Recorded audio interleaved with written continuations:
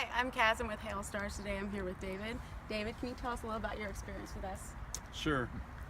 Earlier this year we had a hailstorm happen here in Cary, North Carolina. It sounded like gravel was being poured on the roof when it happened. The car was in our driveway, ended up looking more like a golf ball than a car with all the dents that were in it. I happened across a couple of these people from HAILSTARZ one day and I asked them for some help. They came out and gave me a good estimate. They explained how this process works with organic repair instead of having to remove the entire roof. It kept the equipment all original, no repainting, no sanding, no primer, no body putty. Kept it all original. So now, instead of a golf ball, I've got a car back.